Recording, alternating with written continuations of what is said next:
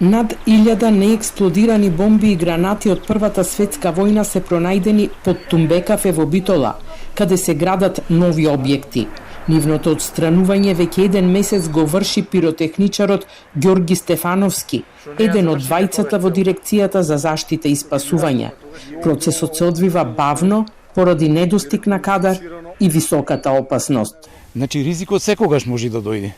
Едно погрешно удирање во бомбата може да се активира.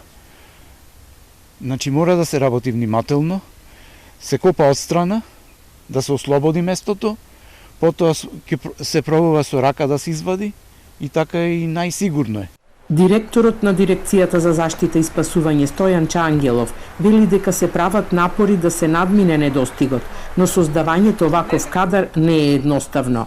Потребни се обуки и интерес кој во моментов недостасува и покрај зголемените плати. Наскоро ќе се вработи едно лице.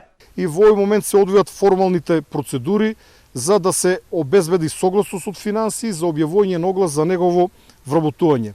Во едноминатиот период имав неколку конструктивни работни средби со 4 пензионирани пиротехничари, 3 од дирекцијата, еден од редовите на полицијата. Истите покажаа интерес со договор на дело по потреба да бидат ангажирани во дирекцијата. Се предпоставува дека на локацијата има уште неексплодирани средства. Пронајдените ќе бидат уништени на полигонот Криволак, пошто ќе продолжи расчистувањето додека местото го обезбедува полицијата.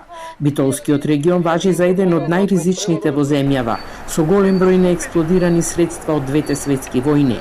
Речиси нема градежна или земјоделска активност без вакви наоди.